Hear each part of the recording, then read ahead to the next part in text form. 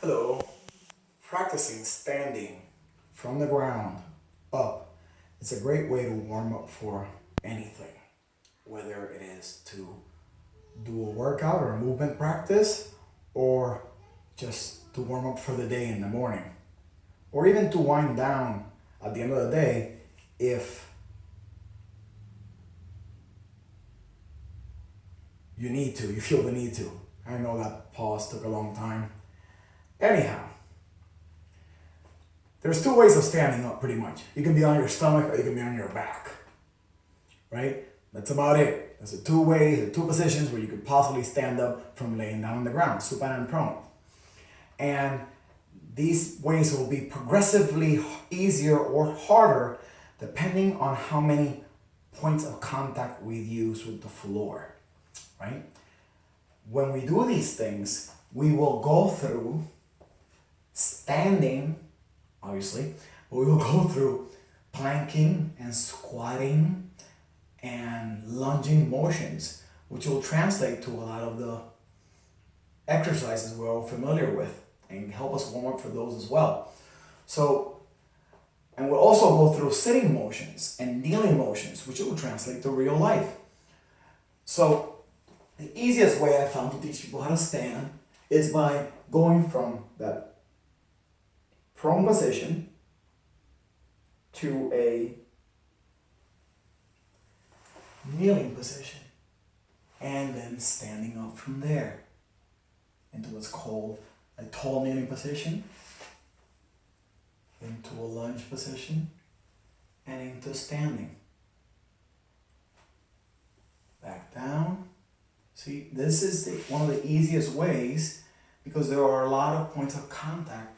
Does not require a lot of strength like doing a push-up, right? We can always stand up like this. This requires a lot more, similar lunge style, but it requires a lot more core strength and upper body strength to push away, and a lot more range of motion through the hips to be able to step through. There are, of course, a lot of in-between ways of doing this, right? We can push back and then come through. That requires a whole lot less upper body strength, but about the same amount of range of motion. Right. Come back forward. We can push back. We come up forward, we can push back and then walk it back to a squatting position and stand. Squat back down.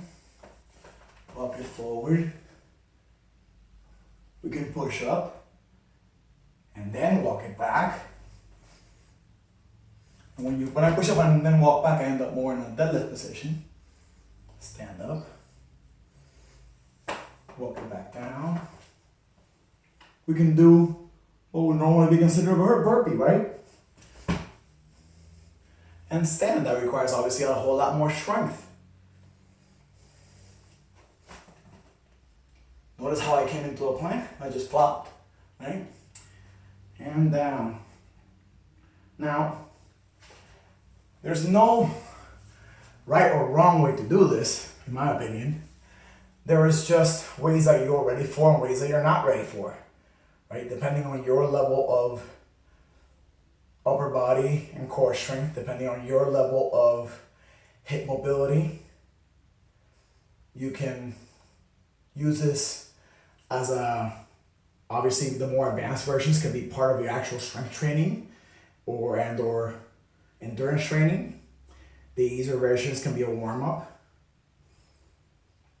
When you're using it as a warm-up, you can also use some of the more advanced versions, but always start with the easy ones and work your way up, especially when you're doing it like I work out in the morning, fresh in the morning. Don't start hard, start easy and work your way up. You can do multiple versions in one training session, right? I'm a little bit winded right now just from that little bit right there. It's just a good way of starting your movement for the day. I hope this made you think a little bit. Nothing original here, right? Yoga, you see this stuff in yoga, you see this stuff in, regular calisthenics, right? Nothing great. But just something to think about, something that I think everybody should train on a regular basis. How to stand,